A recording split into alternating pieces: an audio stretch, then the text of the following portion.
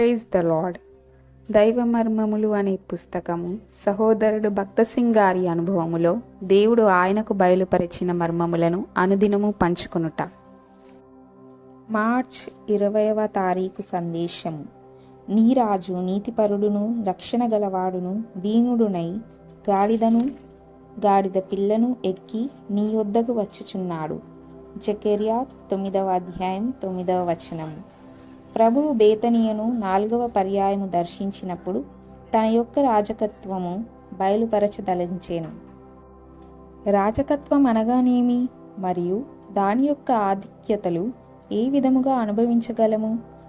అదే సమయమందు ఏ విధముగా వినయ సాత్వికములు కలిగి ఉండగలమను విషయమును తన స్నేహితులు గ్రహించవలెనని ప్రభువు కోరెను. విశ్వాసులు అనేకులు ప్రభువైన యేసును తమ రక్షకుడని మాత్రమే నమ్ముదురు. ఆయన తమ పాపములను క్షమించి తమ్మును పరలోకమునకు కొనుపోవునని అక్కడ ఏదో ఒక మూల నిత్యము సంతోషించవలెనని కోరుదురు. వారిని తన పాలి భాగస్థులుగాను జతపని వారినిగాను చేయుటకు ప్రభువైన యేసు నిజమైన ఆశ కలిగి ఉన్నాడనియు ఆ ఉద్దేశము నెరవేర్చబడుటకు వారు ఎల్లప్పుడూ ఆయన రాజకత్వము క్రిందను ప్రభుత్వము క్రిందను ఉండవలెననియు ప్రభువు కోరుచున్నాడని వారు గ్రహించరు.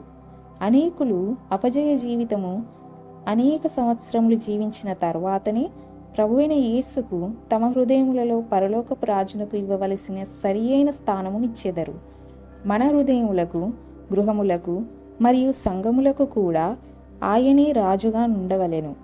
జకర్యా 9:9లో యేసుక్రీస్తు ప్రభువు గాడిదపై స్వారీ చేసెను. గాడిద మూర్ఖత్వం కలిగి ఎదురు తిరిగే జంతువు.